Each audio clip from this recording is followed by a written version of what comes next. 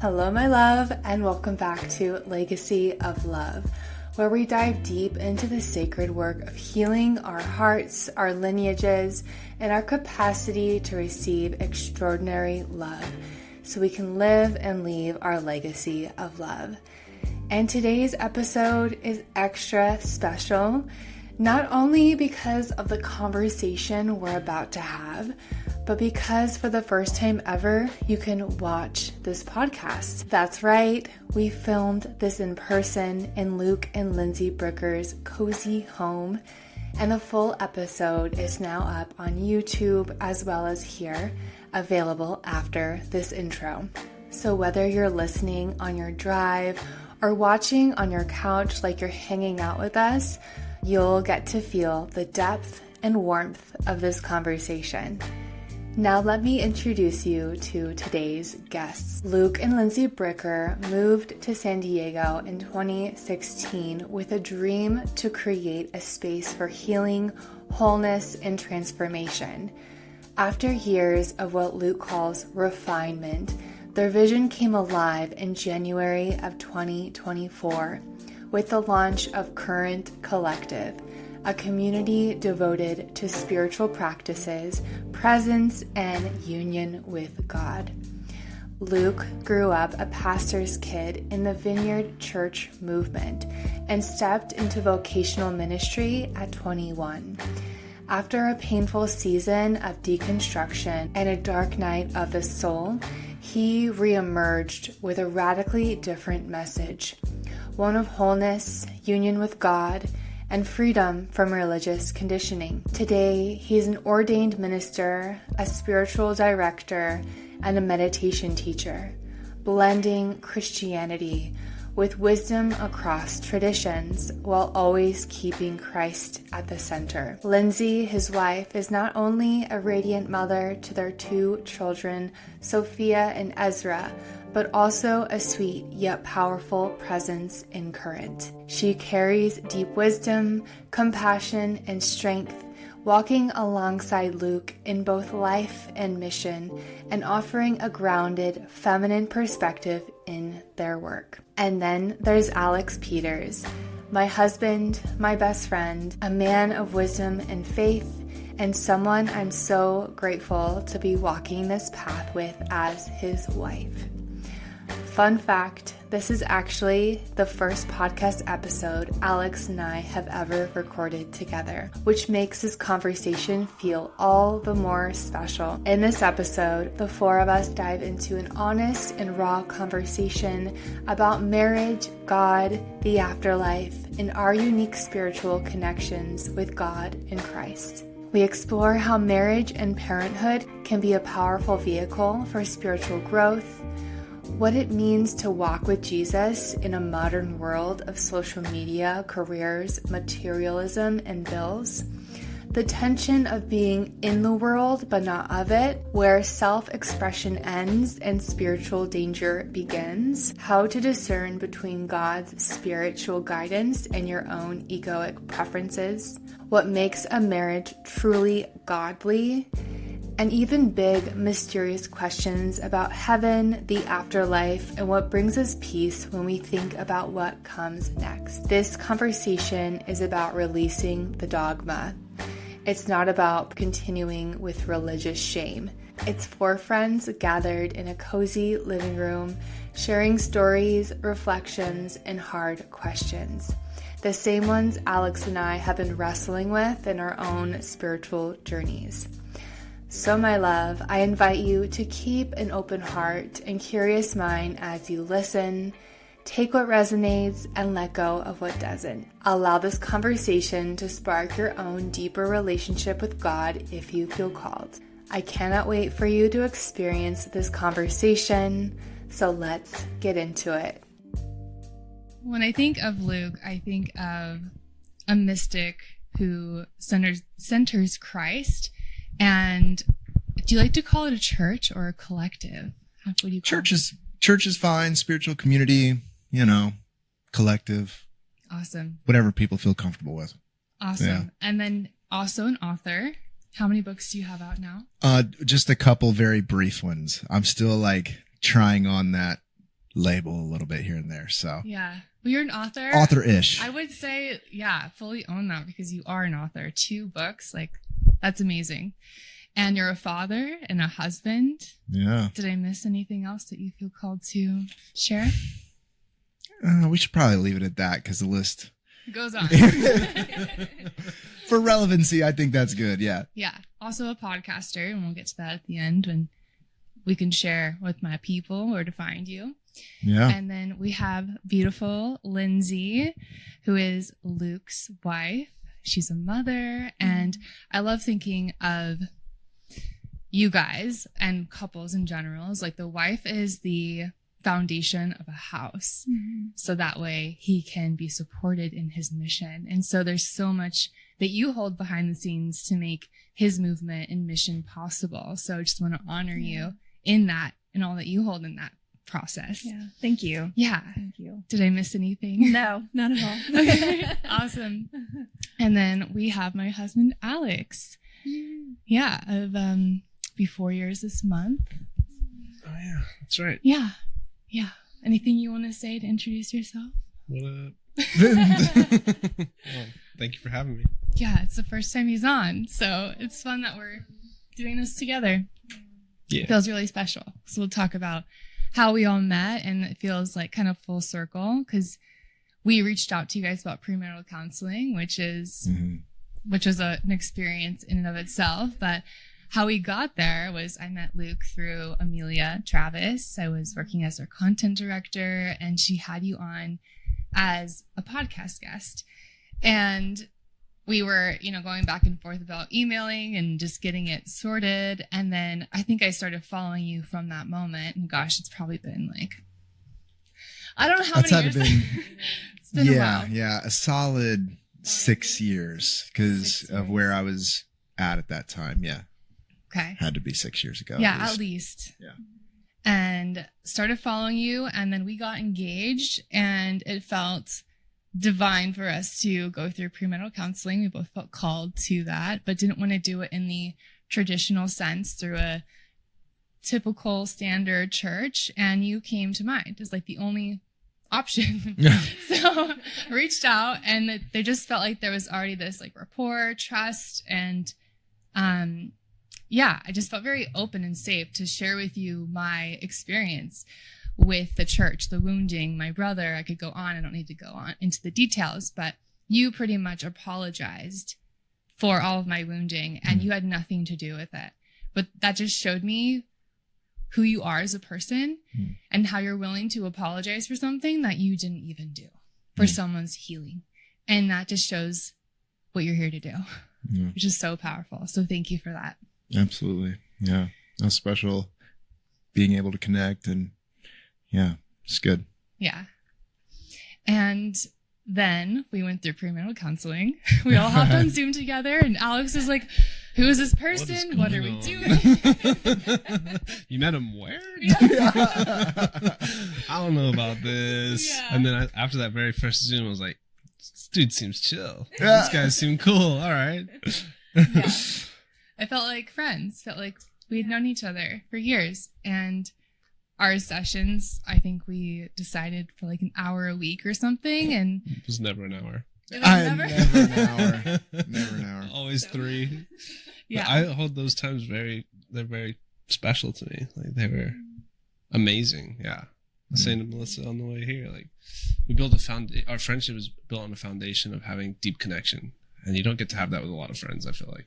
Yeah. Hopefully more often than not, but not always. Yeah. I feel like it's special. Yeah. Yeah. It's always deep with you guys. Feels like we can talk about so many things. I'm curious how that experience was for you guys, holding that container for us as we were moving through a lot and healing and, preparing for marriage. How was that experience for you guys? It was really special. I think it was so fun to be able to sit there and just like process things with you guys and learn more about you. And then us, even on our own time, being able to discuss things prior to getting with you guys, even like, I don't know, it was almost healing for us too, in a sense, being able to have, conversations together about our marriage and then like what we want to bring question wise and things like that. It was I enjoyed it. I loved it. Yeah. I think too with that, like, I had not been asked for any sort of like pastoral care for a long time in between, like from that point, you know, and because I used to be on staff at a church and things, and you would help walk people through stuff. And I had not been asked to sit with someone in that sort of thing before, like, or in many years. And so it just felt like a piece of what I love and am passionate to do that was like opened up again in a really beautiful way. So, and then I also think too, like for us, when we sat down to really, this is like, you know, before AI is take over, right? So you're like really, you can't just be like, hey, what's a general 8-week thing? You know, it's like you're actually sitting down, like what was really meaningful to us and transformative to us, to actually like provide that sort of framework. And so that was really, I think, good for us to go through and really think through each week that we talked about. And we were able to like have our own marital counseling through that too. So that was really cool. Yeah. Enjoyed that time with you guys. Yeah. That's awesome. Yeah. Anything you want to say? You just got to have the mic. I know it feels weird, but you got to kiss it. Hey. Speaking of kissing, we're currently doing a 30-day makeout challenge. Yeah. Yeah. So Random. Anyways, random, but Random every day facts. make out for Fun 30 fact about seconds. us. That was a really special time. Like going into it, it was never about like, oh, we got problems we got to figure out, but we wanted to make sure there was nothing in our blind spots. And having a different perspective from other people on that outside of your family, I found that to be like really important. And I didn't want to do it through church, just certain, you know, thoughts and beliefs about how it would be if we did that. And so to find someone that, or a couple that was like similar as far as understanding on life and all that was like really important. And then I'm like, who the heck did she find? Like, and how did you on Craigslist? What is this? But, imagine, you know, it's stuff like that that really does make me believe that there's something out there, because it just felt divine. It felt perfect. So I'm really grateful for that period, because even going into it, I'm like, we're not going to find anything. Like, I just want to make sure though. And of course, session 1, minute 10, someone's crying like instantly. So Someone's who? yeah, I wonder. But yeah, so it was a wonderful time, and very grateful to you guys for that. So Yeah, so I feel like we have rich history together. Was there something you were going to No. I'm just playing the swivel mic here. say? Awesome. So the first question, because my intention for this episode is to talk about God and our relationship to God and marriage, because that is the mission of Legacy of Love, is healing ancestral patterns through marriage or before marriage, so that the future generations don't have to heal, you know, and having God at the center of that. And so what I would love to first talk about, because when we were talking about this, when I was telling you about the mission, what was coming through for you was how marriage and having children can be a vehicle for spiritual growth and transformation. I would love to hear all of your perspectives on that. Yeah. You want to go first? No, go ahead. I'm gonna wait. No, go for it. I need a minute. All right. Okay. Yeah, I think when we were talking, you know, I can kind of get on one. So we were talking on the phone, and what was supposed to be maybe a 10-minute conversation was probably a podcast in and of itself. But I feel like there's typically like 2 circles that I've swam in, you know, 2 pools I've swam in. And even like now with Current, we're kind of hybriding these 2 worlds of like Christianity and the church. And then the more spiritual spaces that I've existed in throughout the years. And it seems to me like there tends to be in the church space, it's almost like having kids, and a lot of them kind of becomes yet another identity. Like that's what the expectation is.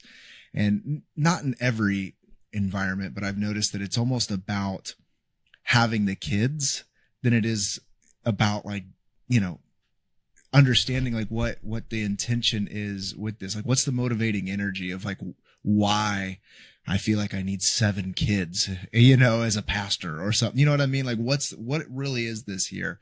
And so I feel like in the Christian circle, it is very focused on, you know, growing and creating family, which I think does have good values. But then on the other side of things, I feel like the spiritual circles that I've been a part of throughout the years, there tends to be a lot of single folks, and like a very much apprehension even to marriage, and then even more so even to having kids. And I understand from some people's perspective, from like a karmic perspective, like maybe you don't want to bring another soul into the wheel of samsara, or, you know, I'm not sure where your audience is at with things, or if you don't want to have something that's going to maybe bring you back reincarnated again, you know? So there's this kind of like uncertainty about having kids in that space. And you find a lot of, apprehension towards parenthood. And that almost feels like a barrier to your enlightenment. And what I've found is like with most of the things that I've been doing is it's a hybrid of it all. And it's like, I don't think my kids, because I don't know if we've mentioned or not, but we have 2 kids, 9 and 11. And, you know, we had kids, I guess by modern standards, kind of youngish, you know, we were in our early mid 20s. In the Midwest, that's not as uncommon, by the way, where we were. But I definitely feel like, in the spiritual space, and I'm probably taking up time, I'm sorry, but I feel like kids are,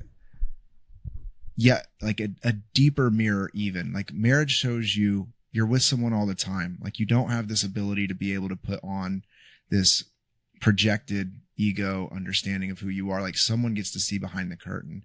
And then kids not only do that. So not only does Lindsey see all the ways that I, you know, am maybe not as holy as people think I am, but now kids are pulling those things out of you in the testing of patience, you know, and in the ways that all the ways that the kids do these things. And so like all of that, if done with consciousness, I think gives us an opportunity to actually go deeper and deeper into our own incarnation for what is wanting to be cultivated in divinity in us, you know.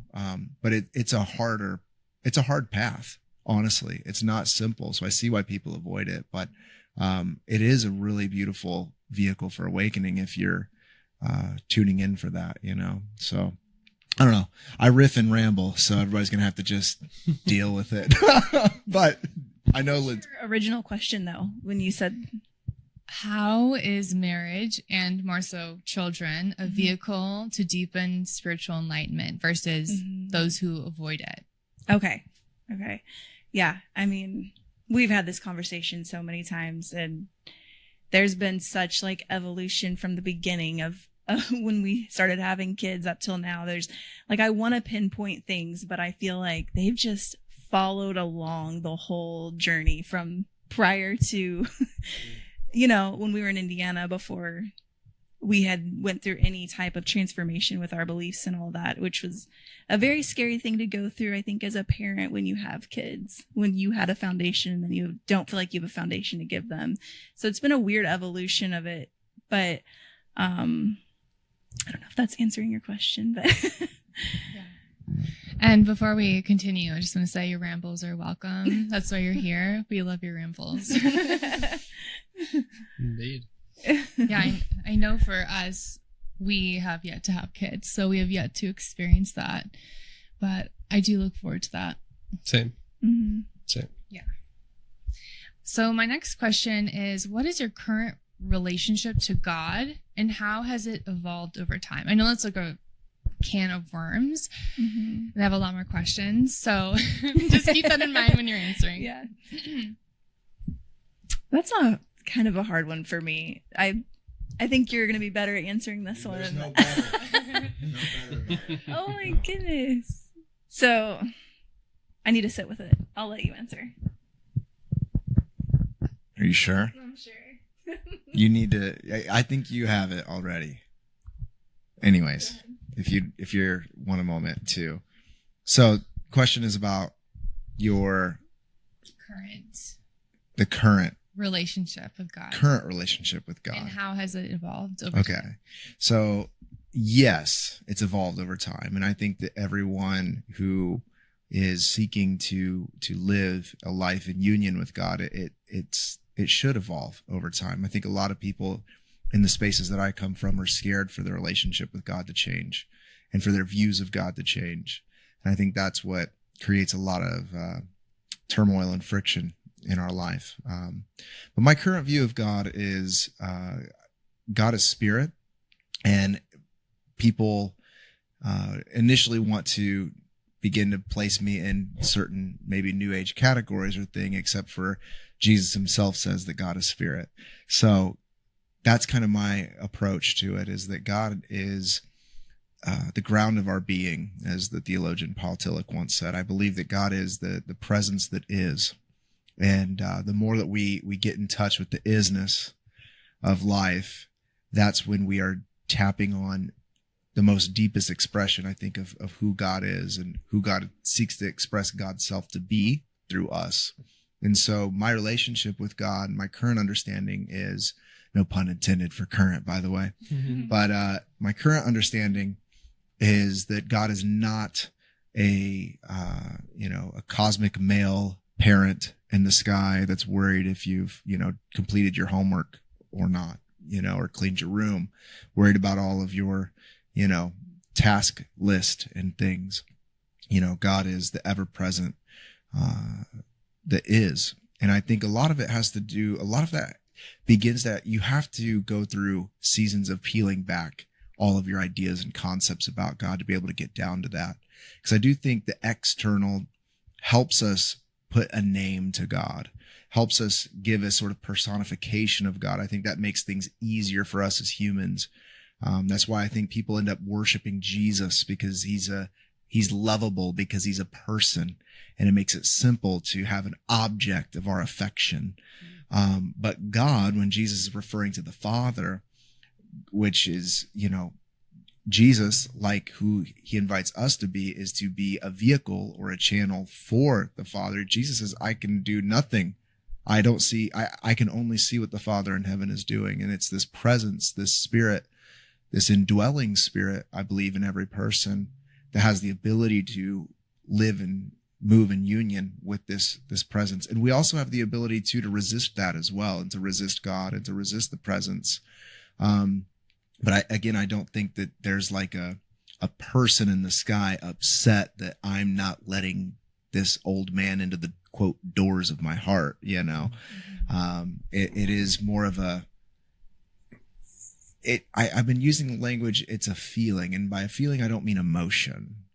It's deeper. It's a core understanding of absolute love, and not the superficial sort of love. This sort of deep, understanding of a groundedness, of fundamental feeling of who you are and where you are, whose you are in the cosmos. That you're not an accident, and nothing that you're doing is ever offensive to this God, just this outpouring of unending love, So again, you'll have to handle my rambles. Thanks for giving me space to articulate that. So that's kind of my current understanding of God. How it's evolved, I used to think I guess I'll just end with this, land the plane, as I say. Like, I used to believe God was a very judgmental entity that really cared about if you believed the right things on the checklist of quote Christian. And I don't believe that anymore.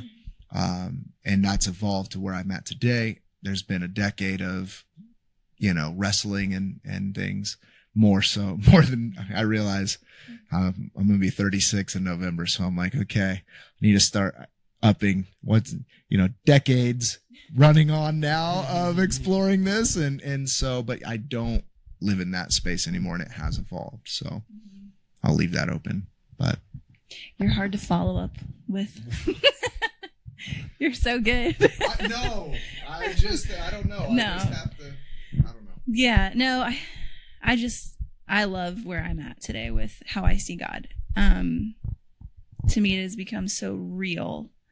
I think my upbringing and the way I saw God years ago, my young self, like, it was nothing. It was just so like rigid, and I was constantly trying to remember, oh God, I gotta pray. I gotta do all these things. So like just religiously. And now it's just like, I just feel so in tune with the Father, and I feel so attached. Like the string is just always there, and I don't have to be thinking about God specifically to know I am connected to God all the time. And I just feel like I can move through life and he's always with me and I'm always connected. I don't feel like there's separation anymore. And that feels so good. I don't feel the same, I don't know, just that type of religious, dogmatic upbringing just really made me see God so differently than how I do today. And I'm just so grateful for where I'm at. Well said. Thank you. So beautiful. And I'd love to hear from you, Alex, too, because I know the people listening are probably at various different places with their relationship with God. So, yeah, I'm curious. Yeah. I grew up in the church. It's a very traditional, like a Christian non-denominational church, as I would refer to it as, and was a great student. Wanted to make my pastor happy and my parents and make them proud of how I showed up as a Christian in the vein in which I thought it was. Talked about like a checklist or a to-do list, do the things, and it felt very much like, oh, gotta do all the things. But I just had this like childlike faith. My parents would still say that, like, oh, you were so like, you just believed, like 100% believed. And I was like best friends with like the pastor's son, like just felt like so super connected in the ways of doing what I thought were the right things to get into heaven, if that's the way I thought back then. And then, moving to the US, and then not going to church. Like we tried a few different churches when we got here, and they just didn't sit well. They didn't have the same feeling. I don't think we'd ever be able to recreate what we had when we lived in England. I would constantly try and come back to it, go to different youth groups and what have you, but just kind of growing up, starting to realize like, okay, I have to like mentally make a decision if doing all those things is going to prevent me from going to heaven, or if does that really matter? And like moving through like high school and stuff like that, going to all these youth groups, doing what I thought I should do to be connected. And then after high school, I basically stopped going to church, but always would claim to be a Christian. Didn't really think about it. Didn't really like pay attention to it. For years, like it was just like whatever, like wasn't in my purview. But if someone was asking me, yeah, I'm a Christian, like I'm definitely a Christian. And then like bringing it more to present day, it's been a bit more of a like, see stuff on social media or like trying to reconnect with that. I just don't have this belief system that like, oh my gosh, I have to follow these specific rules, these specific understandings to be saved. It was really, it's evolved much more into like more of a feeling of like, am I doing good? Am I a force for good in this world? Do I believe that there's something else out there? Which I do. And I don't think I have to do all these little things. Like if I, don't pray, like, does that mean I'm like going to be turned away? I don't believe that. So for me, it's become more of like a knowingness or an understanding on how I need to show up as a person, and have that belief system. But I struggle with the logic brain. as I would call it, Mm-hmm. of like, well, how can it be if my understanding on something is different, that this higher power exists out there, if we want to call it that, and so I've spent probably the last like couple of years combating, in my mind, of all the different things that I used to believe, with trying to merge it with what I believe now, which is that I don't have to do all those things that I used to think. Like, I just have to be a certain person and be a force for good in the world. But yeah, there's definitely a lot of conflict in my mind. Like thinking about like death and stuff like that. That's like a big one for me. Like, okay, well, how can there be a heaven, a consciousness outside of my human form, if when your brain doesn't get the nutrients it needs, it doesn't create any thought or light or anything? And then I'm like, well, no, you just gotta believe, dude. You'll be fine. You'll be fine. Just believe. And then my brain comes back and I'm like, are you sure about that? Are you sure about that? So a lot of conflict. I think even just trying to explain that, I felt this like, yeah, no, I'm a believer. And then I'm like, well, but what about this? You know? So like, I feel in the core of me, from my upbringing, which I'm very grateful for, there's that believer inside of me, but there's still a conflict that I have to resolve. I want to resolve. I don't have to. I want to resolve it at some point. And just being open to hearing other perspectives and trying to get back to that connection that I feel like I maybe used to have, or maybe I dreamt that I have it, or so yeah, that's where I'm at right now. So yeah, I'm excited to dive more into some of those things that have been coming up for you. And someone once told me, like, wrestling with God is good, and I've heard you say that too. So I love that you're wrestling with God. thanks. And I think that's normal, right? For a lot of people to try and logic their way to God and like grapple, what does this actually mean? What would you say to someone who feels kind of stuck in the logic?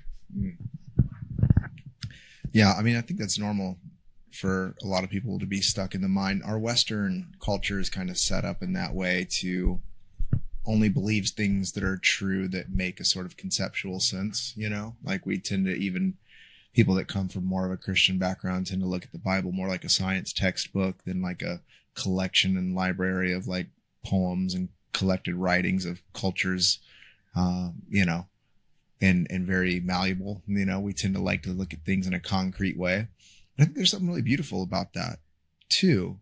It's just we're using the wrong tool in this space, you know. It's like, yeah, like the divine would not have equipped you to be such a great logic, analytical minded person, you know, if God didn't want that to have meaning and value in your life.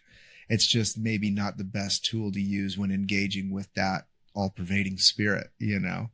And so I think a lot of it's just awareness of learning where does logic begin and where does it end, you know. And that goes for many things. Where is it helpful, and then where is it not helpful? Also too, like whenever I do some of my other work that I do in life, like commercial insurance, like my mystic mind is not very good for the underwriting department. You know what I mean? and that's all right. It's okay.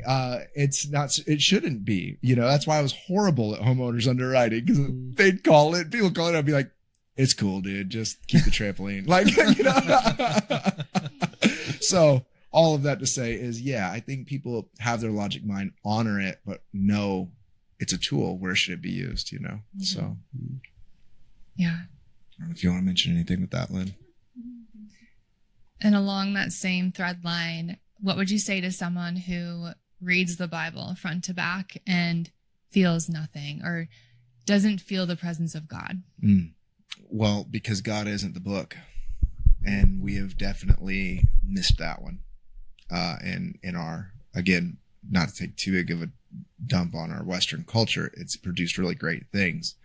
but it's also replaced, faith for facts. And I think that, yeah, if you read it front to back and you don't feel anything, as a matter of fact, if you read it front to back and you don't feel mad a little bit, I would say that's probably more of an issue. Because what do we do with a God that seems to, and I don't know how far into this you want to go or what's acceptable for your audience, but Go there. all right. So, or if I can cuss or say whatever, because I start to get passionate, and y'all know that that's just how it shakes down. Even at church, it's just how, just how it is. Put your headphones in. Yeah, right.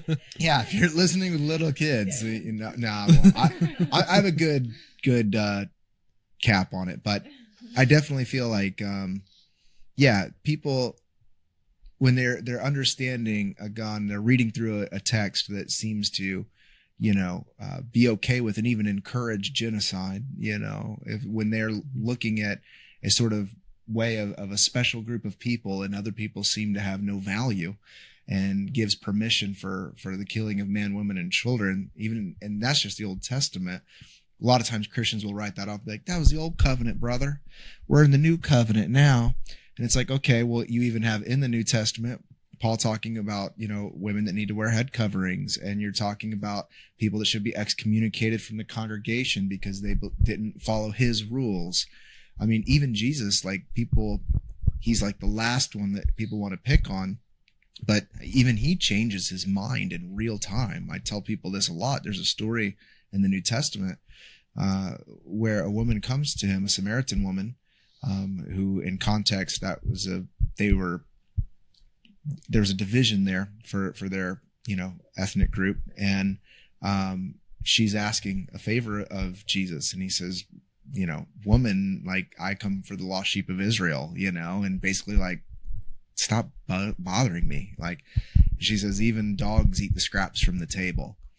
And then he has a change of heart and mind. And he says, this is the example that all of Israel should follow. In real time, you're seeing a paradigm shift happen within a person. So all of that to say is that I think that we do need to remember that the Bible, or the book, that Bible is Latin for book, by the way. So it's the book that we have, God is not bound to that binding. God is certainly will use whatever means God wants to. And I know I'm pinballing around here a lot, so feel free to take whatever you want to ask more about. But last thing is that in the Old Testament, when Moses meets what we then call Yahweh or Adonai, which is Lord, because they couldn't actually say his name, and he asks God what his name is, or what God's name is, not a gender, but ask God what God's name is. The actual translation of that is, I am that which I will be. It's that's your name. Basically, I'll be what I want to be, where I want to be it, how I want to be it. So if you have eyes to see holiness, you'll take your sandals off and come close to that. And you have to be tapped in and discerned enough to know when you see me. So anyways, all of that to say is, it's not about clinging to a document. It's about being connected to the Spirit that empowers anything that you're going to get from that vehicle. And it's the same. It can be a weapon or it can be a tool. It's two sides of the sword, so that's my riff on that. Lindsay, anything you want? Sorry. It's a hard one to follow up on. We can keep going. No, that was a good answer, Luke. Oh, What about if Being too someone nice. doesn't feel the presence of God? Someone has a really hard time With feeling the presence of God.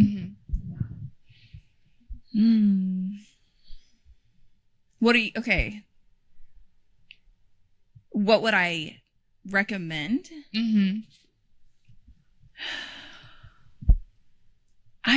It's kind of a hard one to talk about because I have always personally experienced God at such a young age.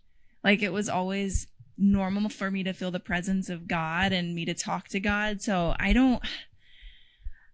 that's never been a struggle of mine. So I feel like it just kind of comes naturally for me. So I don't know if I think I could set the stage and explain it to somebody, what that feels like, what that experience is like, but I don't know if I could get somebody there to experience that. I don't know if I could explain. I don't know. Maybe you're a better answer, but that's that's just There's no my, better. There's no better. Yeah, that's true. That's true. I don't know if I could. I think, and maybe just from explaining my own personal stories, I think people can sometimes sense that and feel that, but that's probably my closest, understanding of how to answer that. Yeah. I think if somebody's not experiencing the presence of God, I think they, in some ways, have been. Maybe it's just not, like, how are we identifying what the presence of God is in our life? Because I think many of us have had a sense of like transcendence, or, and it doesn't have to come through just meditation or prayer or some of the traditional practices. Like, I've had deep religious experiences playing drums in a death metal band, yes. And it's like, if I believe God is spirit, God's not limited to the confines of the church space. I have had very profound experiences of the presence of God in more traditional spaces. Like, I grew up charismatic.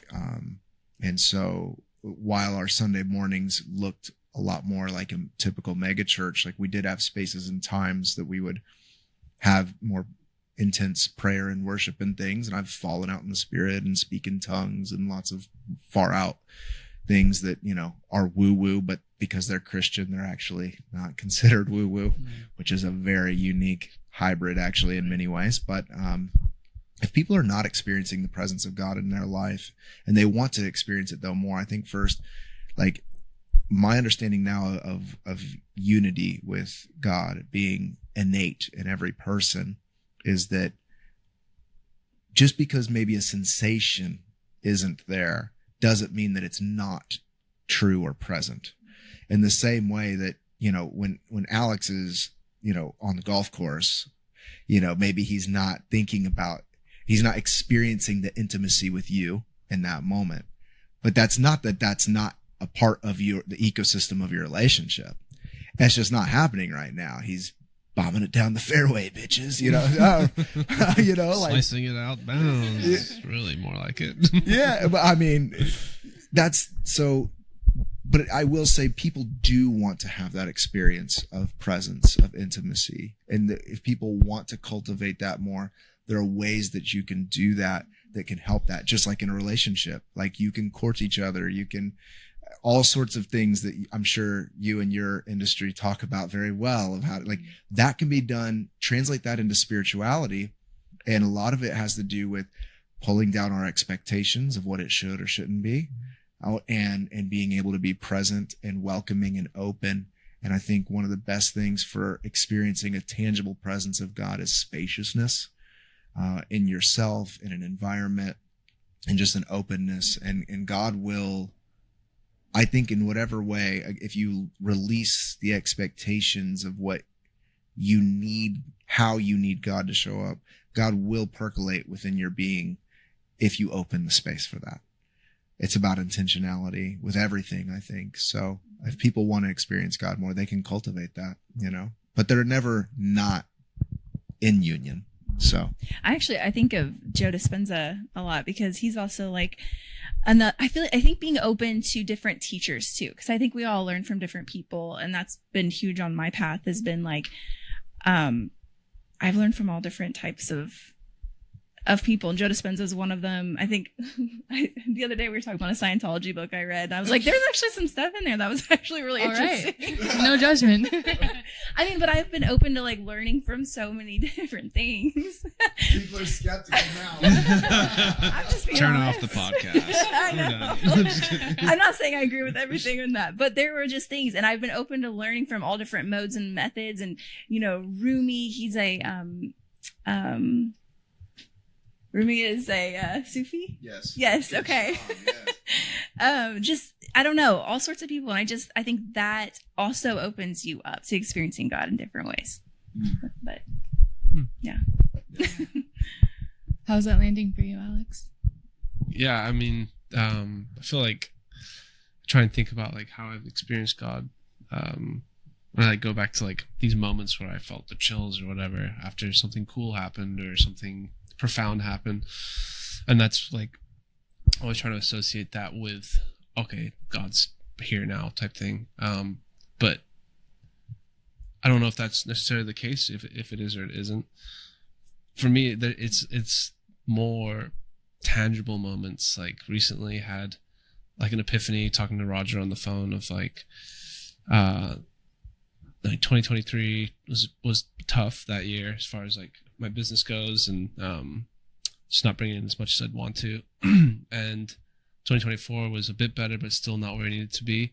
And then 2025 has been a lot better, but now I'm being dealt with all these new challenges, new financial challenges. And I was having this epiphany of like, God will never give you more than you can't handle. Like, and even if it's just like, oh, you know, my insurance went up, or sorry, you know, thanks, Luke. No, or a new expense, let's just say, out of nowhere, and it's like, well, I'm equipped to handle it in this moment. But if this happened 2 years ago, I don't know that I would have been. And it's silly, but moments of that, I'm like, yeah, like, because I say he, but God's taking care of me. Like he's making sure that I have what I need to handle it. And in moments of stress, and I'm like, I try and like plug into what I believe is a greater power and find a way to like manage it. And then I'm like, he wouldn't give me more than I can't handle. So it's not even like, oh, I had this feeling, like got goosebumps, and it's just like, oh, okay, no, like this is an example of there's got to be something out there. And then the logic brain comes in and is like, nope, it's just a scientific coincidence, you know? Like, but no, like I don't think that, like, so yeah, it can be all those things of like, you know, the feeling and like, you know, but it can also be those small moments of just like, oh shoot, I can't handle this. I didn't, you know, I got all worked up over it. But if I look back and I tried to handle this a year ago, 2 years ago, I wouldn't have been equipped to. Like, that tells me like, okay, there's got to be something out there that's guiding me, and I'm going to be okay type thing. So, yeah. Yeah. And I think in this modern day, it's so important to create the space, like Luke was saying, put our phones down and create the space to connect and court God in. Because for me, it is a felt sensation. So it's interesting to hear your perspective, because it is more logical, I would say. Whereas, I don't know about you guys, but it can feel more of a sensation. Yeah. What would you recommend to someone who wants to feel that sensation?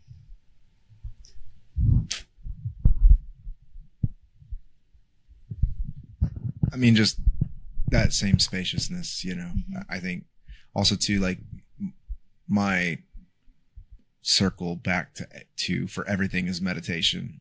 That's everything to me, and not only the time sitting on the cushion, but like how you operate through life, like having a posture, like St. Paul says, pray without ceasing. And it's like, he didn't mean like go around babbling all day jargon. Like, it's a posture. Prayer is a posture of the heart. It's a posture of the way you live.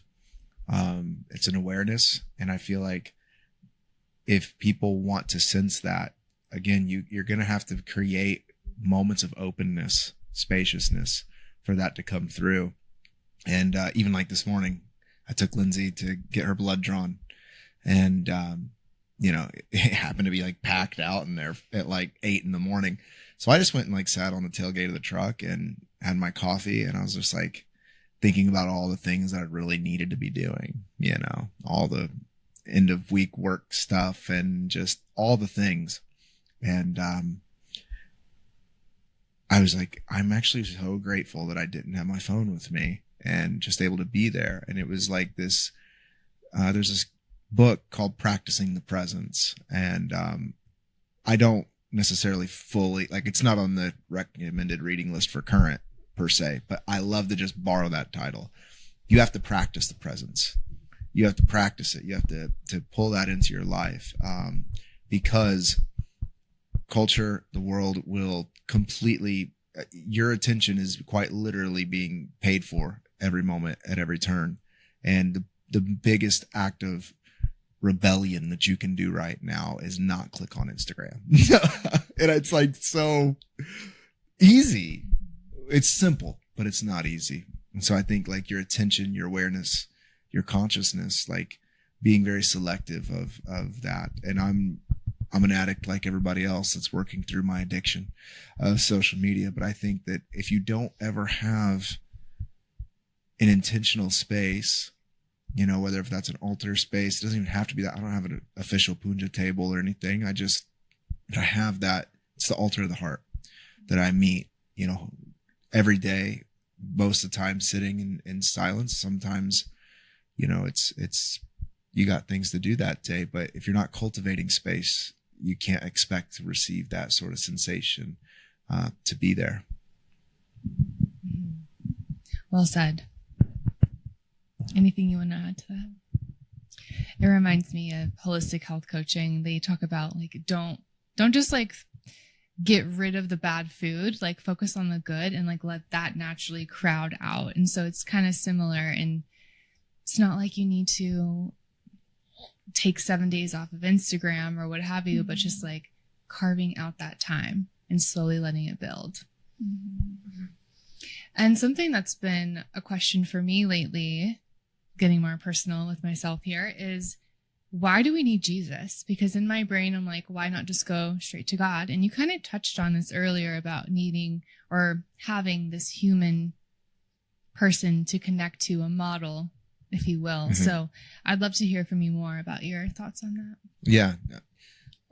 That's really good. And there are a lot of this stuff I'm like, and I want Melissa to share too. Why, like you answer your own questions too. Cause yeah, I think there's that's so good. Much I want to get through. Yes. And like ask. So totally.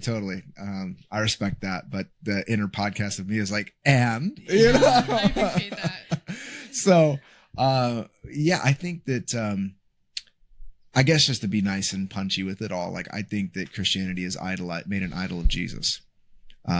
I said this last Sunday at our service that Jesus never wanted you to be a Christian. He wanted you to be free. And if you need biblical evidence for that, I can provide that, you know. But I would say it's best to get to the place where you don't even need that. Like when I say that, something in me is like, yeah, man, that's where it's at. So Jesus, I think that he is, how do I say this in a way that feels not too of my Aries midheaven here? I definitely feel like clearly Jesus is really important. I think many of us in the Western world, we have some relationship to this figure, whether we realize it or not. If you are in the United States, it's around us all the time. There are churches on every street corner.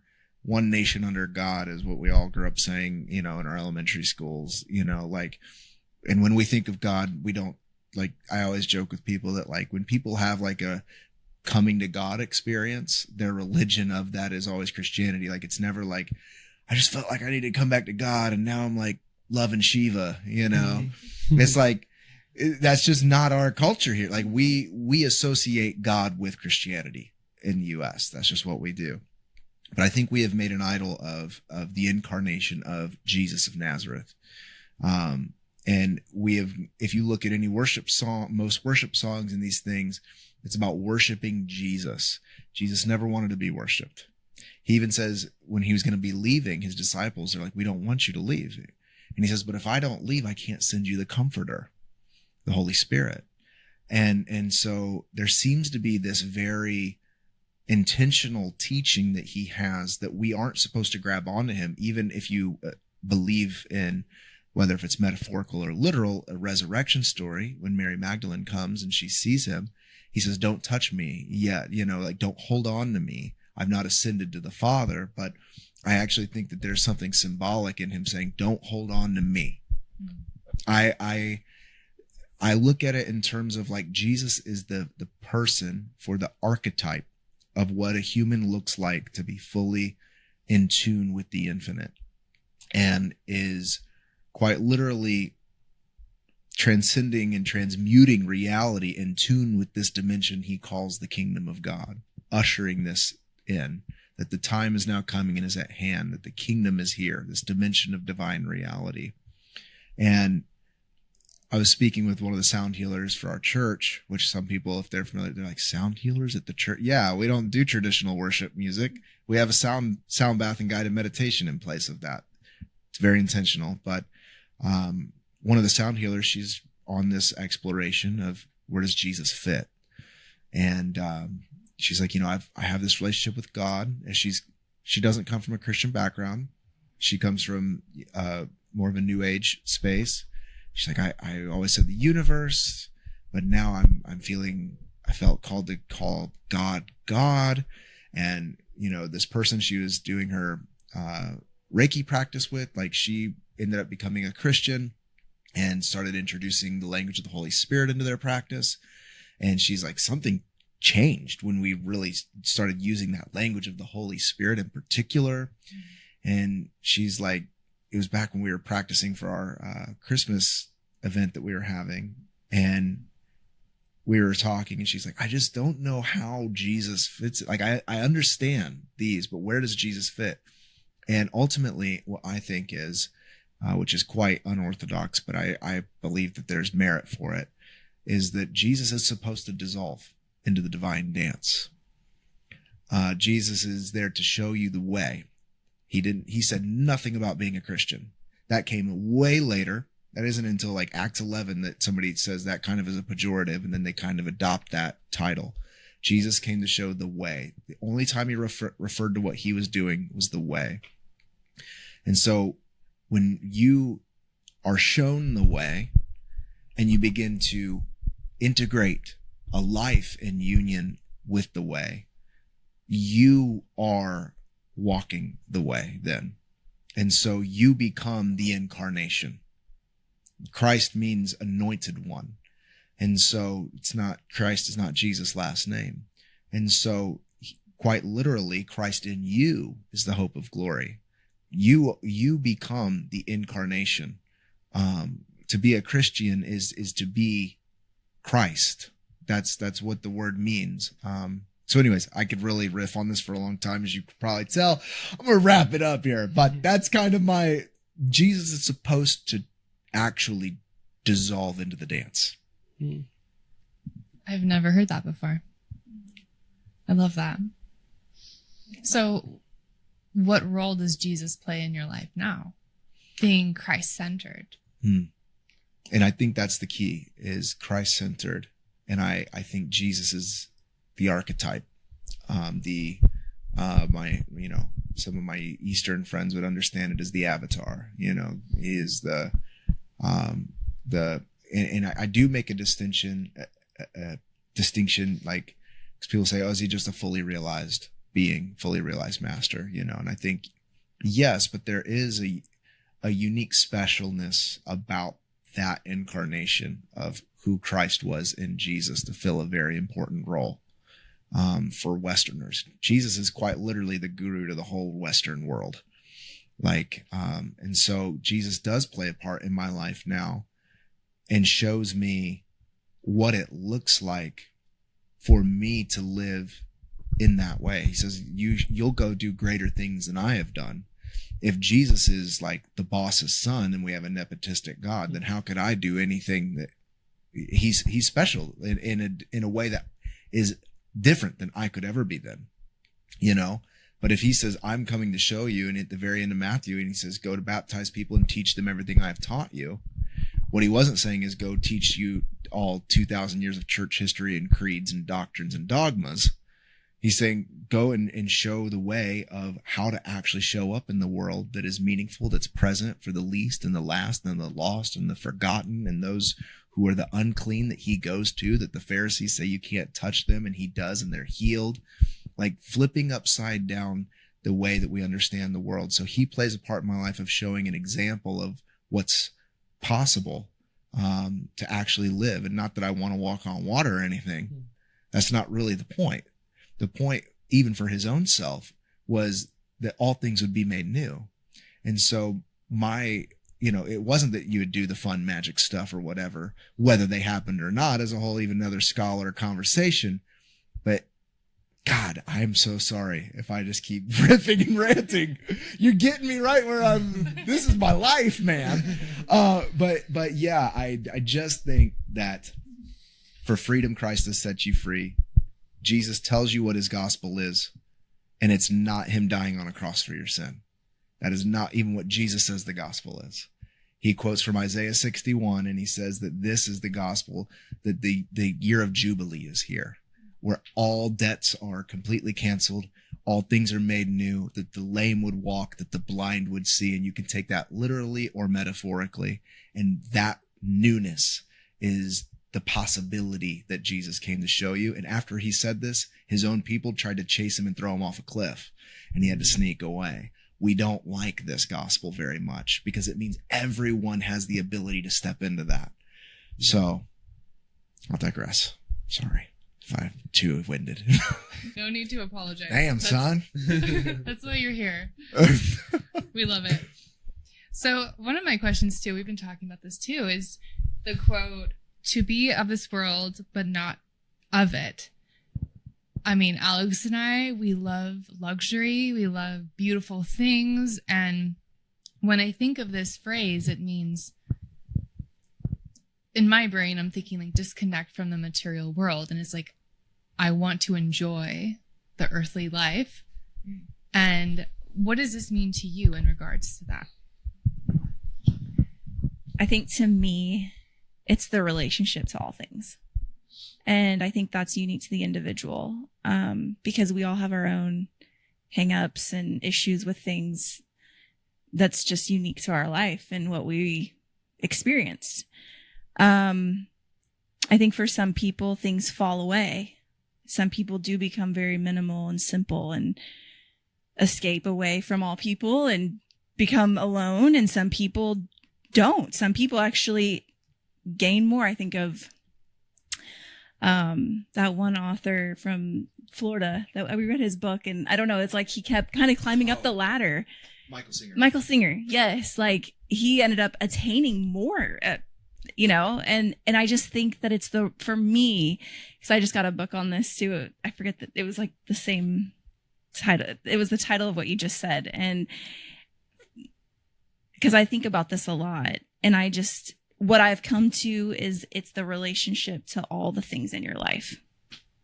What is that? What's the intention of the heart? Yeah. And I think what you're saying is the relationship, like, is where's your hang-ups, and I think that's different for everybody. Like when the rich young ruler comes to Jesus, he wants to follow him, and he says, well, go sell all of your things and then follow me. And he went away very sad because he couldn't do that. And Jesus makes a joke. Easier for a camel to go through the eye of the needle than a rich person to enter heaven. That was for him. He had other people that were wealthy and supported their whole ministry. So it's not that everyone was supposed to be homeless people cruising around Galilee. It's that what's your relationship to that, to piggyback on what you're saying, and are you had by it? This is a basic like Buddhism about attachments and your preferences and your aversions. And I just think that, sometimes people get rid of everything, but they're still had by it all. That's why they don't have everything, right? Like there's still that desire in them to cling. And I think that it really is about that balance and about breaking that off. And what I love about the tradition that I hope to represent to the world is that Jesus was accused of being a drunkard and a glutton, meaning like he was enjoying life a lot. Like he was having a good time with prostitutes and everybody else. I was wondering if he was active. Sexually active? Yeah. Well, we could talk about Mary Magdalene if you want. I mean, who knows? I'm just saying. But you think they were definitely tantric lovers? I mean, there's some evidence for it. To me, I think when I think about like it's kind of the same question of like, did Jesus go to India in the lost years? Like more of a Yogananda perspective. It's like, to me, possibly, but I don't think so. And I think it doesn't matter, actually. So like, to me, if he went to India or not, doesn't really make it, because honestly, most of the things we even have in the Bible anyway, there's an incredible thing called the Jesus seminars in the 90s that were trying to like shake down what we can actually believe is factual. And there's only about like 9 different sayings that we can actually know for sure that come passed down. A lot of stuff's added, even in our own canon of scripture.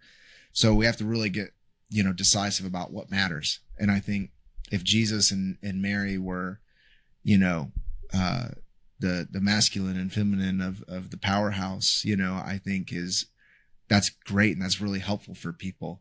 And I don't think that's a hill to die on, really, Mm-hmm.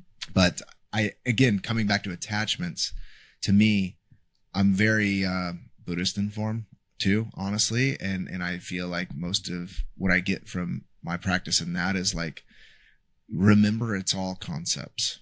And what really matters is what's actually taking root here in this moment. That does it bring expansion and love and compassion, and even self-discipline is a fruit of the spirit, like, does it cultivate those things in your life or not? And so all other ideas you can have fun playing with them.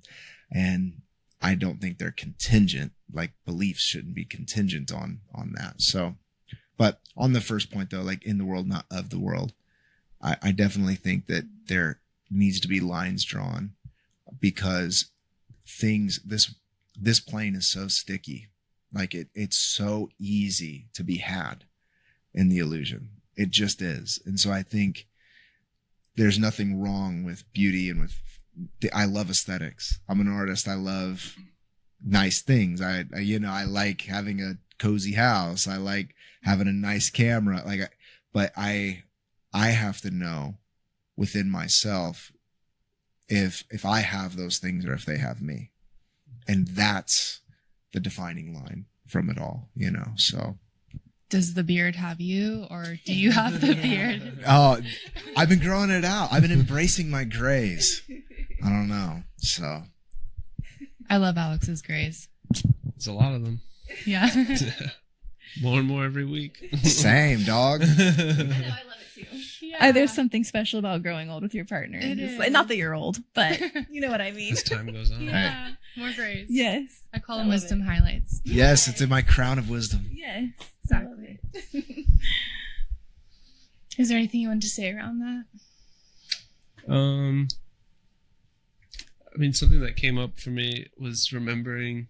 Don't forget your mic, dude. I just want Yeah, remembering that when I was in high school, and going to youth group, there's this whole big old fight. It's really like what it turned into between the youth pastor and us dissidents of the teachings. It had to do with music. And he was basically like, if you're going to believe and if you're wanting a path to heaven, you're going to throw out your Rage Against the Machines and your Soundgardens and all you're just, he's like, I did it. I loved music, and I got rid of all my vinyls. And I'm like, dude, what? Like, and we all think you're that cool that we should act like that. I don't want to be I was like a youth you pastor, at man. all. No, I'm just kidding. And I mean, this kind of goes back to what we were talking about earlier, as far as like the checklist of like not believing, like, okay, I have to do all these different things, but I guess this falls into the material possessions thing, or like if I'm listening to some very heavy music, I don't believe that that's going to change who I am or change the path on like what I'm on or my connection to God. But I just wonder, what your thoughts are on that, because I don't think it's necessarily, I mean, Melissa might disagree because, I don't understand the growls that they're doing when they're growling, screaming. The energy they're summoning, Yeah. But Melissa's like, there's an energy to this. And I'm like, I don't believe that. I think the drums sound amazing on this one. My And man. that's what matters to me. You guys would. It's all agree on like, that. she's like, do you not hear what they're saying? I'm like, I literally don't. I hear the drums right now. That's all I can hear. And so I've always believed, like, it to me, it doesn't matter, but I'm just curious. Yeah, man. I'm with you on that. But I think, because I've gone back and forth with this throughout the years, and I've been in seasons of listening to less heavier music. But, it is a part of like my listening and things. And I think that there has to be room for the shadow in everything. And what I think heavy music is, especially for the masculine, what it's channeling some real primal things that I think men have within them. And when we're all like strapped to, laptops and phones, just doing deals, like there is an outlet that comes in Kublai Khan that's like, when someone's like yelling, "Who the F are you?" With this sort of aggression, you're like, there are realities of being human that I feel that. Mm-hmm. And to not admit that is to not, I feel robbed truly of the expression of my humanity, actually. Mm-hmm. And I think embracing your humanity with your divinity is really important. I think we are unique hybrid animals. We're divine animals, and it's like, how do you, navigate that sort of kind of duality that's there? And I think heavy music gives an outlet in a way that is like affirming of like, yeah, there is something very aggressive sometimes, and that has healthy channels and that has unhealthy channels. Yeah. With everything, like there is the yin and yang, I believe. And so, yeah, heavy music gives that as an opportunity. Yeah, I definitely think darkness has a spot in my life. Helps to make the bright things look brighter. Yes. And I'm not all consumed. I don't even pay attention to the words, which I don't know if that's dangerous or not, but it's more of that feeling. Like it gets me into a zone that I feel like I need to get into. So it's very much in the gym a lot of the time. Yeah. Or I've had a strong emotional week, and this is an outlet for me. Driving home, decompressing. You're decompressing to really loud, scary music? Yeah, I am. I think is exactly what I'm saying, because there's no real way for men in our modern society to have a space for that, or women too, because we all have both the masculine and feminine going on within us, Absolutely. And I feel like there is, like sometimes if I'm feeling aggressive, I will listen to aggressive music.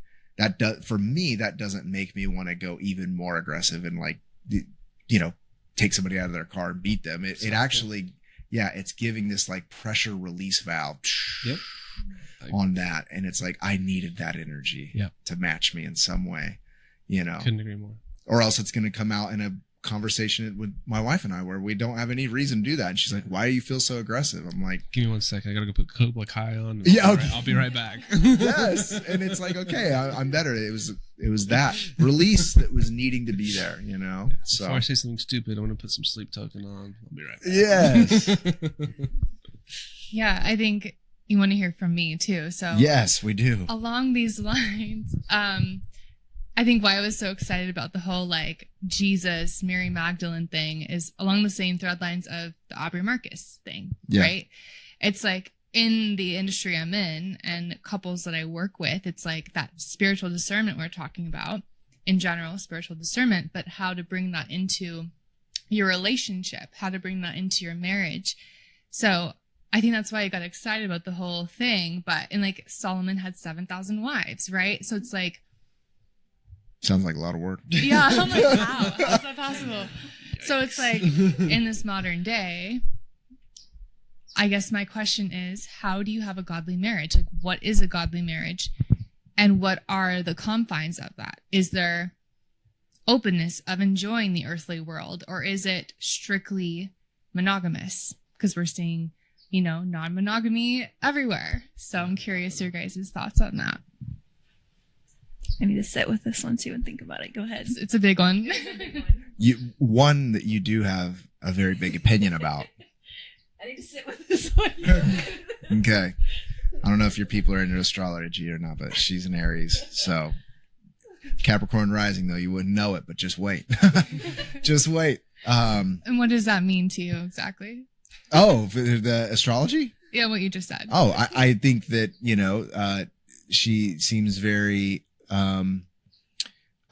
It's like very responsible, just mild person. But when you allow the sun and the moon of who you are to come out, there is an aggressiveness and even for our human design fans, like your first gate's the gate of judgment. I know you hate that. And I think though judgment isn't bad in itself. You look outside and judge what kind of clothes you should wear, So like, what's the motivating energy of the judgment? Is it envy? Is it hate? Is it, that's the key. So anyways, you have a lot to say about this and the Aubrey Marcus thing, because it was fun hearing. I'm like, damn, she's got a thought. So I certainly have my thought in that, but did that prime the pump at all? Keep going. Oh, come on. But yes, I think that polyamory has become more popular over the years. And I remember the first time Aubrey Marcus was polyamorous in his relationship. And I don't know what he didn't learn from the first time that he needs to learn again, apparently. That's kind of sharp, but I mean it. And me and you did briefly talk about this, and I was shocked by some of that too, but I'm also not surprised, because I think what happens is, at the end of the day, we are all really ourselves, and we are all what we don't. I love Richard Rohr. He says, what we don't transform, we transmit. And I think this is another form of, and not just to look at him in my own life, my anger that was there, that I used to be a very, very angry person, to the point we were very young, but Lindsay we had conversations that she didn't know if she wanted to marry me, because she didn't know if she wanted to bring kids up around somebody who was that angry and that quick to flip a lid, and have to transform that over the years, or else I would transmit that to my marriage and my kids and everyone else. And they'd have to deal with that and be subjects to that, but it goes for anything. And I think that, we are really just who we are. I do believe that we have the ability to change and to heal and to drop into our wholeness. But as far as like some of our things, our personalities, or even some of the vices that we have, I think that they stick with us throughout the years. And if we don't transform them, they continue to show up. And so, for me, I think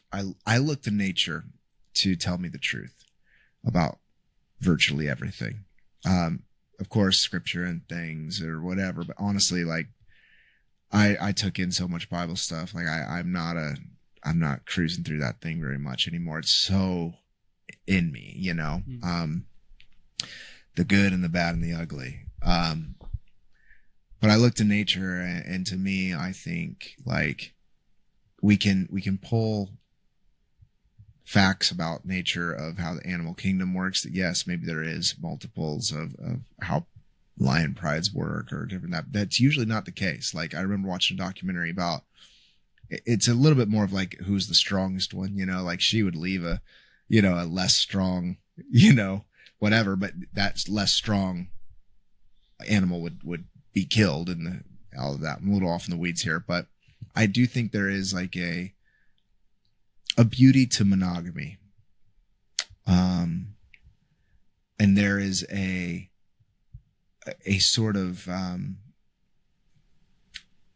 how it works with two people. Like there is just an energy exchange, and not just sex or anything like that, just relationally that happens, that I think once any sort of third person is brought into that, it's a group. Like it immediately changes. And to me, I don't sense that the way of yin and yang flowing, I don't feel like it's the most beneficial way, in my view. We have people in our life that I don't necessarily think a lot of the things that people do is maybe the most beneficial. But again, to go back to Paul, like everything's permissible, but not everything's beneficial. I believe in Corinthians, he talks about that. It's like, I don't agree with everything that dude says for sure, but I do believe with that. And I think that, polyamory gets very messy really quick. And I've yet to see something healthy come from that long term. It usually is filled with pain. It's usually filled with a lot of jealousy and feelings of inadequacy. When you are just with another partner, like there is a sort of meeting each other in a way that doesn't happen. Like I've seen people, you see how one person feels excluded more. And it tends to be how it is, So anyways, I'm maybe dancing around it in some ways, but yeah, I mean, I've had someone very close to me in that situation, and same, it didn't end well. I've never seen it end well. Someone ends up hurt. And when I think about even like raising a family and that, I don't see how that is the best for kids either. I think there's stability when there's just two parents. I think they feel security and safety. I just think it's simple, and that to me, that just makes sense as a family unit. Yeah. I know the people want to bring it to love, but there is a sense of that I've picked up on that, like, people have a variety addiction in many ways. And it seems like, especially more so with the open marriages or open relationships, it's like it's treated as like maybe the two people are committed, and even the people that me and you were talking about, it's like they were still married, but there was an openness for their hobby of sex outside of that intimacy. And I'm just so woo-woo to think that energy doesn't permit for that. Like there is no sex is obviously pleasurable and incredible, or else we wouldn't keep procreating. Like, I actually think that the way that the creator made it is that it's so irresistible, because if it wasn't for that, I don't think we would procreate. It's hard. It's difficult. If it wasn't the most enticing thing in the world, it wouldn't happen straight up, And so, but I believe that we are, to take the old cliche that we are spiritual beings having a human experience.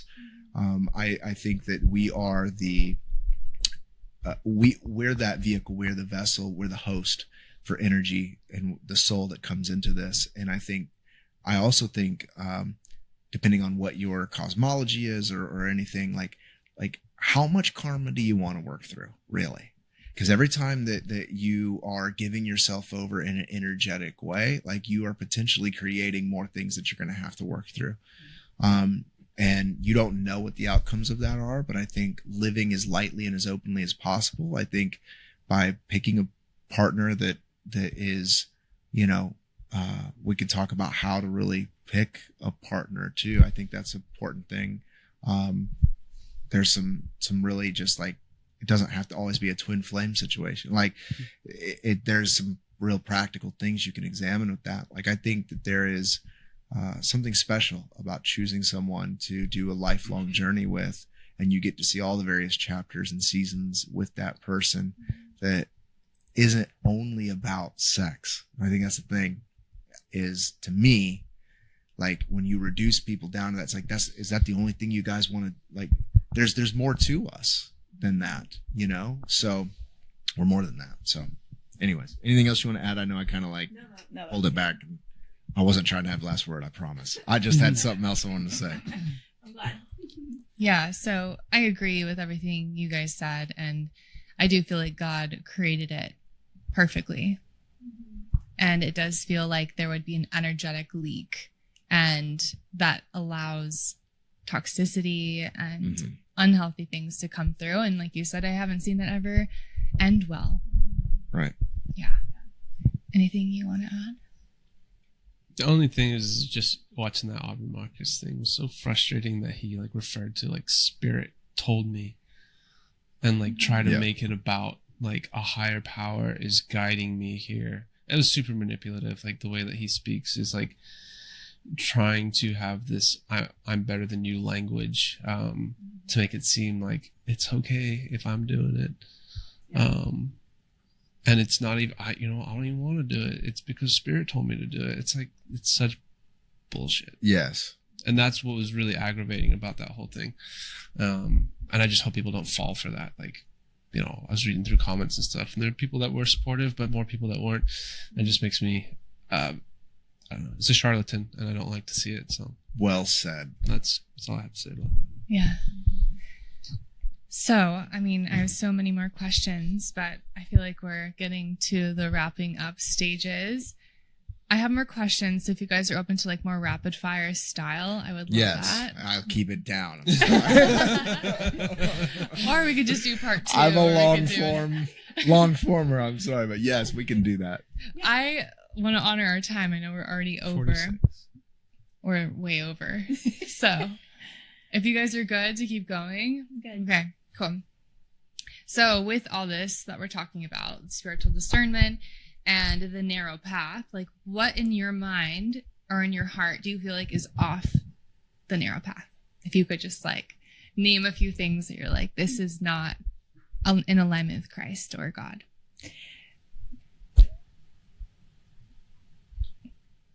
I'm thinking just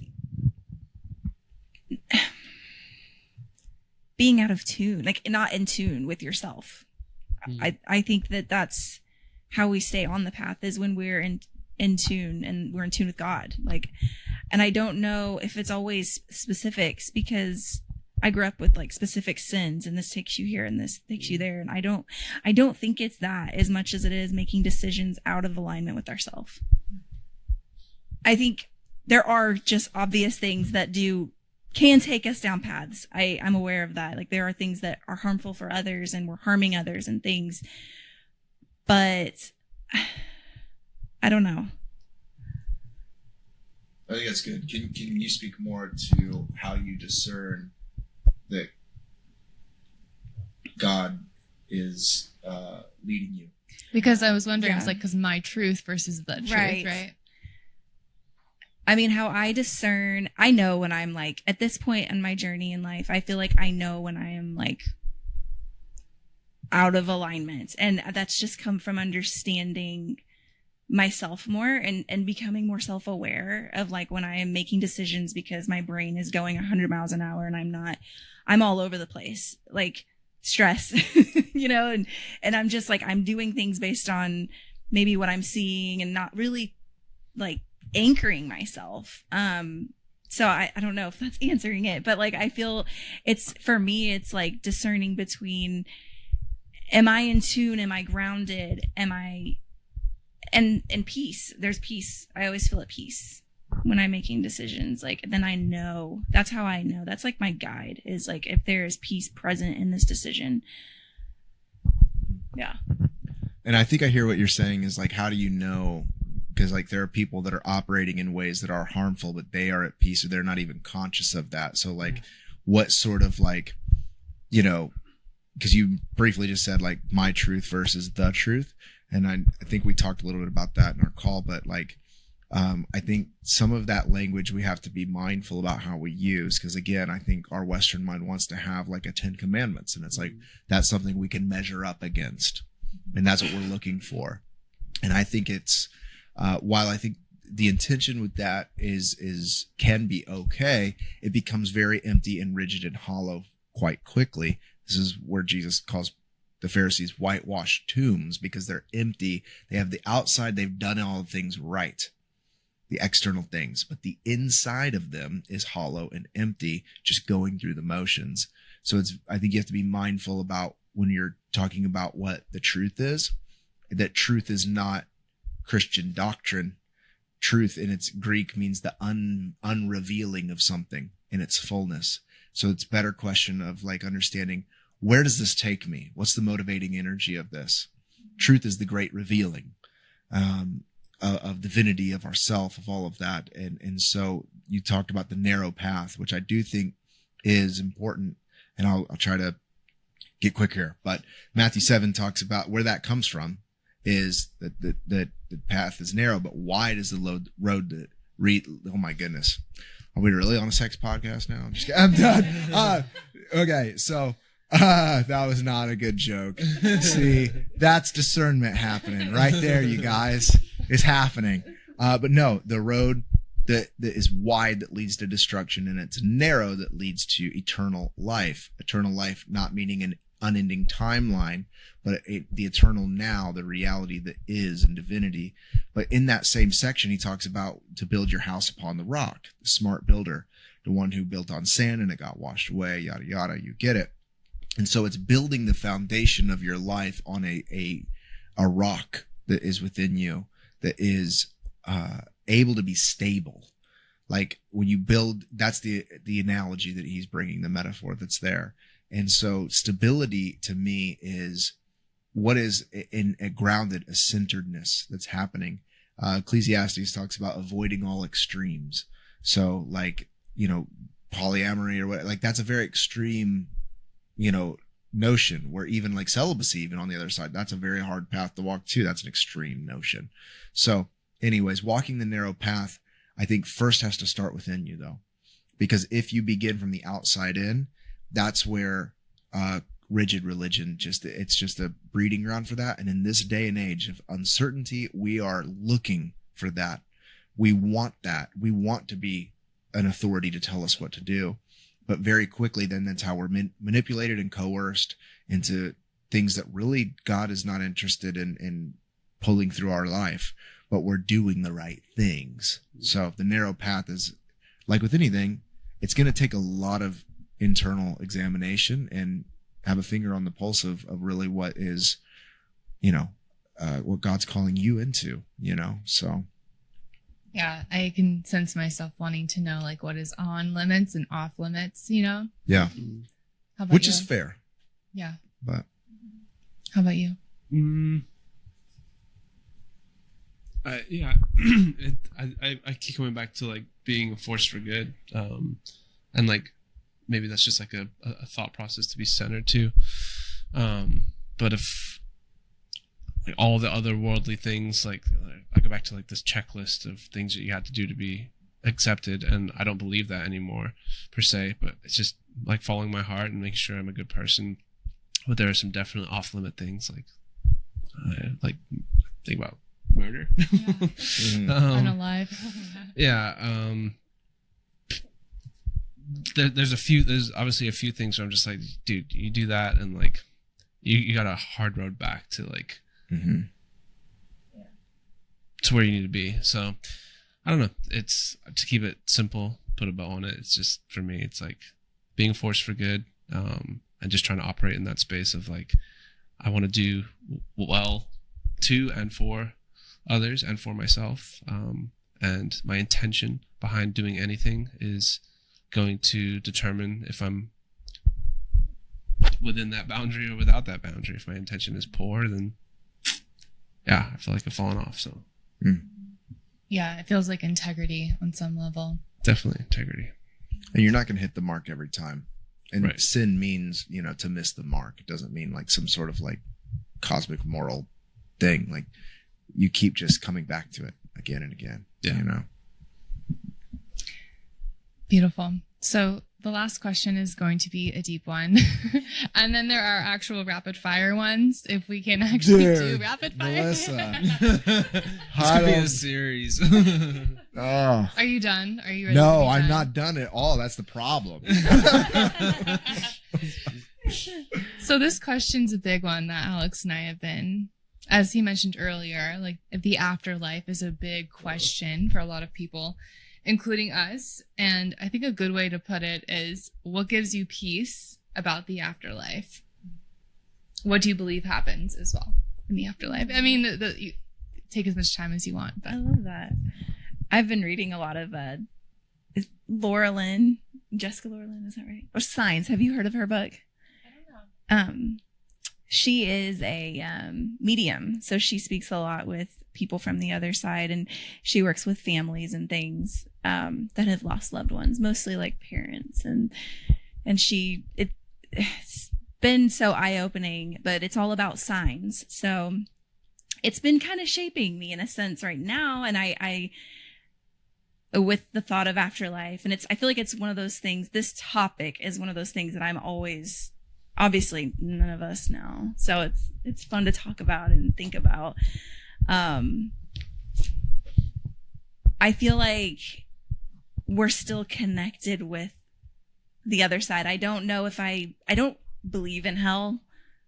Honestly, I think if there is one, it's not permanent. I feel like we're still connected with our loved ones, and they're connected with us. And I don't know. I don't know. We've had lots of conversations about all of this. It's so fun to explore and talk about, but I feel like the veil is very thin. And what was your I'm like venturing off. What was the exact question? What gives you peace about the What gives me afterlife, peace? and what do you think happens? I kind of think that there's just like a general review of your life. I think we choose to come here, and I think there's a lot of things that we choose to participate in. And I do believe, I mean, right now, I believe that we even potentially choose our parents and choose some of the scenarios we go through in this life to work out specific things. And I think, you know, we have people that maybe family or angels that are assisting us and helping us and intervening in this life. What gives you peace about the afterlife? It gives me peace. I just knowing that God is present in that space, whatever the outcome is. I grew up with the idea that, you know, we're going to be walking on gold and the flowers are going to be singing to us and we're going to have whatever we want at our fingertips. I don't believe that anymore, but I think that what gives me the most peace is just knowing that I'm going to be wherever. And I feel like God's here with me now, but just back in that energy. And I think I'm connected to it, but back in that energy, whatever that means, you know, but. Yeah, that's really good. We can just go with that if you want, but oh, come on. You have to hear me all the time. Well, okay. So there's a lot obviously that can be said. I don't believe in an eternal conscious torment of hell anymore. That was one of the first things that began to unravel my whole, what's a buzzword, is deconstruction. I started to really think about that. I was a very conservative Christian, very into God being kind of obsessed with choosing people to suffer for eternity for whatever reason. Turns out that's just a mirror of my own self that doesn't, like certain things. And then I started to, hell is the first thing that really popped up to reframe. Where I'm at now is probably the easiest way, in that, there was once a rabbi that was asked that, Rabbi, what happens to us after we die? From one of his disciples. And he says, you're asking a living rabbi, not a dead one. And I think that's probably the best answer, is I don't know. I don't know what happens. I think a misconception that I think I had is that hell was unique to Christianity. Venturing deep into Buddhism and Hinduism and understanding some of the Vedic philosophies, I think that some may be surprised to know that you don't always reincarnate back on Earth, even, in an earthly form. There are lower realms and higher realms. There's the hungry gods realm. There's different, depending on which, sect you're speaking with, there's lots of different realms, some higher, some lower. And I agree with Lindsay. I think that whatever it is not eternal, because I don't adhere to many doctrines, but I do believe in impermanence. Everything is changing and shifting. So whatever is won't be forever. And I don't think there's ever an end to that. So I'm peaceful about the afterlife because I view my body as, again, a sort of host.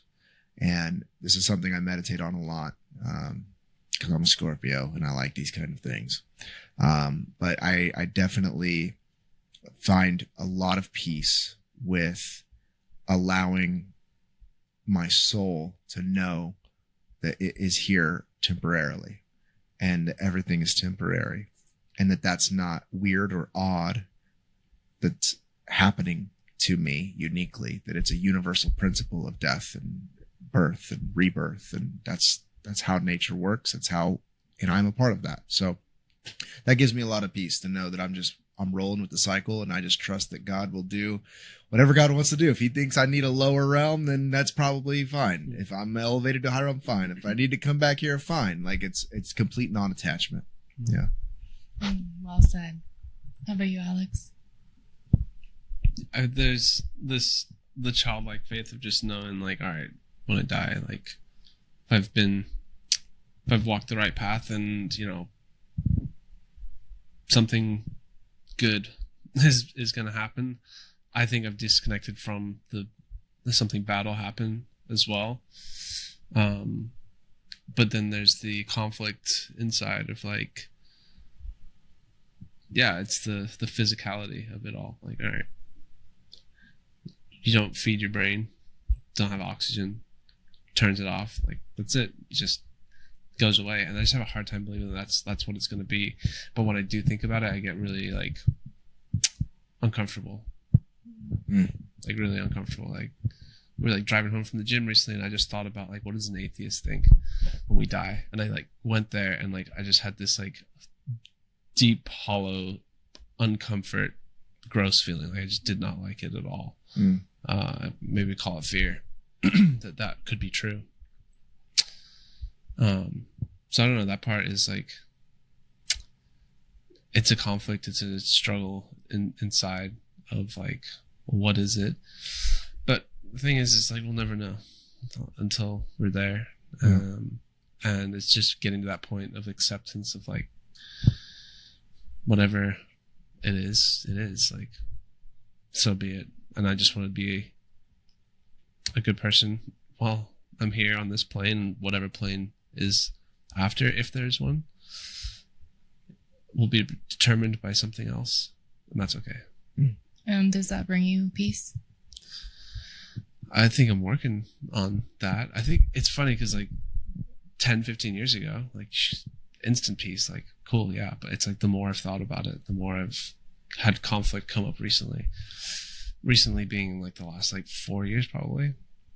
That's where I'm like, it's just need to turn the logic off, maybe turn the science side of things off. And if you did that, what would be your perception? I think it would be peace. It would be, yeah, for sure. Okay.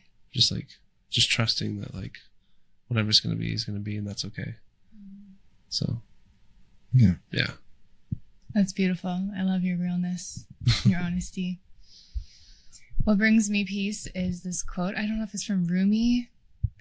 It was from the White Lotus, where they visit the monks in the temple. And there's this quote, I don't know if it's Rumi or just the monk, but pretty much saying that you're a drop in a bucket and it's like a welcoming home. Yeah. Like the union of coming back, all the pieces coming back together. Yeah. That's good. And for your logical mind, all radio stations are present playing music right now. It's just, are you tuned into them or not? Or the TV is off right now, but the TV is not the show, The White Lotus, right? The White Lotus is the White Lotus coming through whatever TV wants to bring it through, So your body, the same way the TV is off right now, comes off, it comes on. And that's the identification with the soul that's inside of that body, It's ever present, always existing.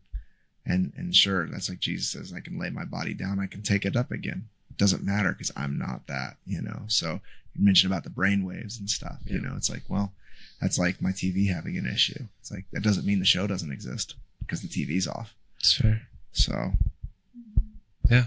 Just some logic, I suppose. I don't know. Yeah. How does that feel to hear that?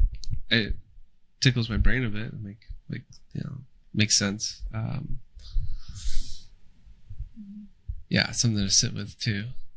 But yeah, hearing it like that, it's like, all right, yeah, okay. Maybe there's something there that I can like sit with and feel like, all right, there's some peace that I can have with it. It's just weird that like it's come up more recently that it's not like I'm like dying. I don't have cancer or anything, so then 10 years ago I was like, no, for sure. Well, 15 years ago, I die, I go to heaven. That's what the thought process This is just being in your 30s, dude. Yeah, I know, right? And all the older listeners are like, you kids don't have any idea. Right? Just the loss around this. I think as we get older, we lose more people. Oh, yeah. And it's so confronting, It is. Yeah. It's a great I way have to of putting it. remind him constantly that we're still young. We still have so much life in front of us. Yes. Yeah. Yeah. Do we want rapid fire questions? I don't know if I've learned that lesson yet. I'm trying. Okay.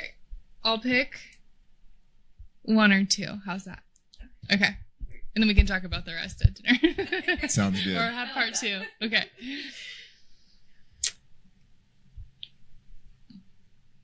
What's one thing you believe about God that might surprise people? You go ahead. I think if people have listened this far, there's. They know the answer. I think they know. They made a list. Homie is not, Okay. somebody's turning I in my have another ordination. question. We'll change it then. Okay. What's one thing you'd ask God if he walked through the room right now?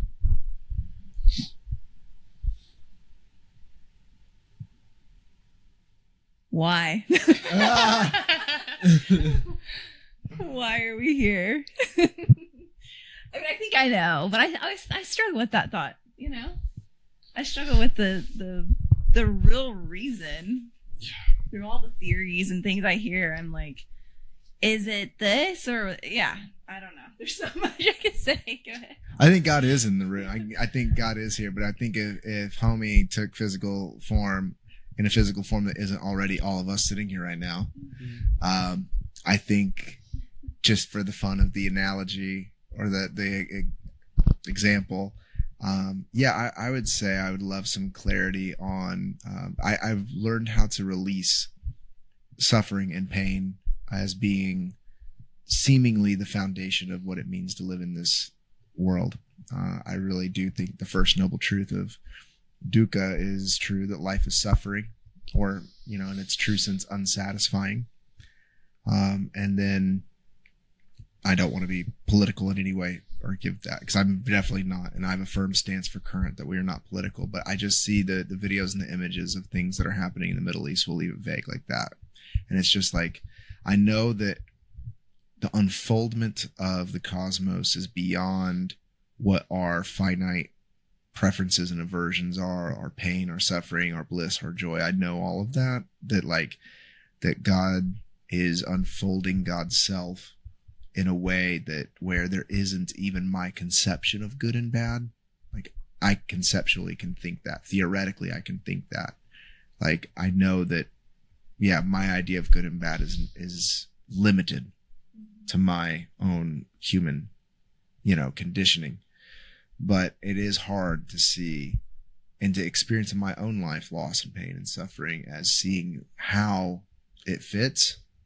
And I think I would love to ask if God took that sort of bearded old man coming through the room. I would like to know, in what way does this fit in your unfoldment? So. I love that. How about you? Mine would be pretty more simple and maybe selfish. Is just, what is my purpose? I feel like I've been searching for that for a very long time. I don't remember being 8 years old, like, I'm going to be a loan officer one day, what's my purpose? So, what do you want from me? So, could be something to meditate on. Yeah. Dude, God does not want anything from you. What do you want me to pass on? Sorry, I will get pastoral real quick. It's fine. But God wants nothing from you, my friend. Yeah. Everything for you, in whatever way, as loan officer, as husband, as like friend, like that's your purpose, is the fact that you're here and now and having the ability to think about these things and have these conversations, and I know that doesn't like tickle as nice as other things, but just want to say, I hear that and I feel that, like, God, what do you want from me, man? Because I really want to like do what I'm here on earth to do, so I may or may not have to come back here again. I don't know how that works, but like, I just want to do whatever it is you got for me to do, and I want to feel useful for whatever it is that you're up to in the world. And I think that's the thing. But like, I think the loving eyes of unconditional love says, like, there's nothing you can do that I haven't already fulfilled, So we could talk more about that at dinner because we're Yeah. probably pretty deep on the time here, but just had to say. Well, I Yeah, appreciate thank it. you. That's beautiful. I'm trying to think of a question and I just kind of blank. Like, I don't know if I'd want to know anything about my future. I think what was coming to mind before you said that was how can I fulfill my potential? Because I think that's one of my biggest fears is showing up and having stuff left on the table, you know, Yeah. having regrets or what have you. So yeah, what you said resonates deeply. And that we're doing exactly what we're meant to. Okay. I mean this when I say this. This is the last question. Rapid fire, huh? Oh my God. We've heard that one before. What advice would you leave our listeners after everything that's been said, just to wrap this up? I think the only word that comes to mind is just, and maybe this just resonates with me, and so I'm going to say it, but surrender. Surrender. Just keep coming back to surrender. That's been my biggest thing. Yeah. Can you say more of that? No. Rapid fire, ladies. Rapid fire. I don't do rapid fire very well. I think any sort of like advice I would leave with people is even throughout this conversation, whatever has been, you know, interesting or offending or whatever it might be, to hold it openly. I think everything, the more you hold it loosely and openly, you know, it's really hard to do things with a gripped tight hand, you know, and I think that, yeah, the more you can rest into unknown, and be open and allow curiosity to come and invite the Spirit of God to guide your curiosity. I think that is where you're going to find the most fruit, you know? Beautiful. I love that. Anything? I don't feel like I do much of the advice giving, but is to think about staying curious, and it's okay to not know, but don't give up looking, I guess. Yeah. Beautiful. Amazing, guys. What about you? Yes.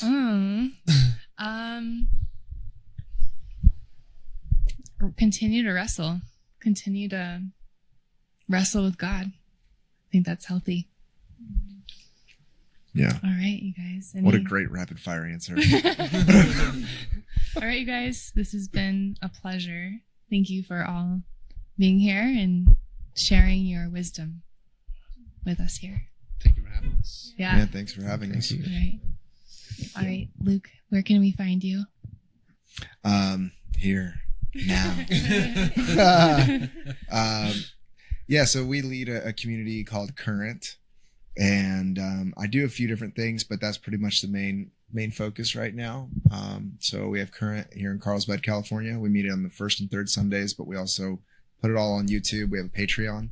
So if any of this stuff is interesting to you, putting more like workshops on there, chats, things like that with people. And then also for years, I've done that Spiritual Nomad podcast, which is how we connected. And every once in a while, I'll drop a video on the YouTube still from now and again. So if you search up Spiritual Nomad, I should pop up somewhere around there. So, yeah. Awesome. Perfect. Go connect with Luke. All right, you guys. Thank you. Yes. Thank you. We did it. We did it.